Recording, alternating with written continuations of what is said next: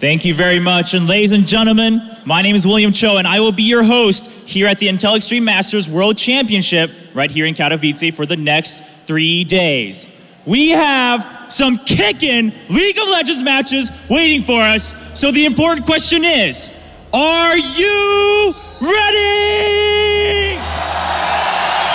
Then let's kick it off with the opening match, Game 1 of Group A. The first team, the undefeated Titans coming from Korea, the newly formed Band of Brothers.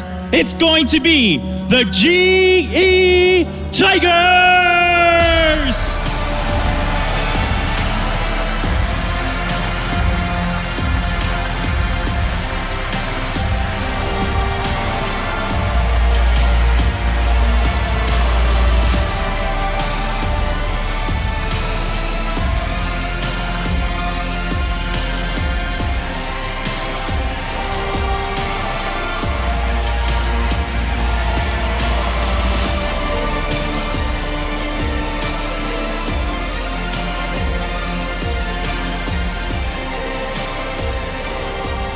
And their challengers, a staple name from North America, and the winners of the Intel Extreme Masters San Jose, none other than Cloud9!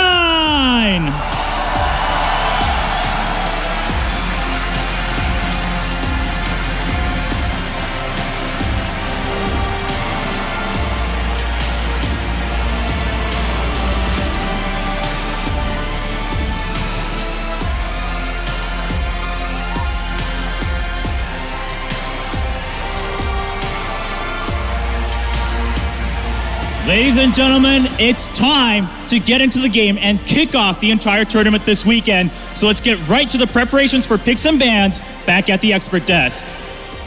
Thank you so much, Trobra. Looking good up there, and so do the team. So let's talk picks and bans, guys. You already briefly mentioned jungle bans, and maybe putting Lee on something he's less comfortable on could be a Rengar, and then maybe Meteor's hard farming doing his thing, but his lanes can't fall too far behind, so that might be tricky as well. I mean, if you look at must bans here, yes, jungle could be the option, as you mentioned here, but Lulu needs to be taken away from GE Tigers. They're way too good at playing these kite comps, and Lulu is so important in it. I want to say Victor as well, and now Rek'Sai coming in as the one jungle ban, because Rek'Sai, again, is a champion that fits this global pressure style you can bring, and that's too hard to play against. He, or she is, honestly. Let's say he there. She will be the #1 jungler here, and we don't see any Nidalee being picked by Lee or anything, or CJ Ensis as well, like the Korean teams don't really play it too much. So Rek'Sai is the #1 that has to be banned away. And then it's going to be a battle of Rumble and obviously the Corki here, who can pick it up, because we know Prey loves to play Corki. I think an unfortunate thing about the coin toss and the fact that the GE Tigers got blue side means that they can drop up to 3 bans to target out one player and first pick whatever other remaining champion from the role that they want to target out. So let's say they want to drop 3 bans on the top lane and first pick a top laner. You've already gutted 4 champions from the pool, denting the Cloud9 strategy.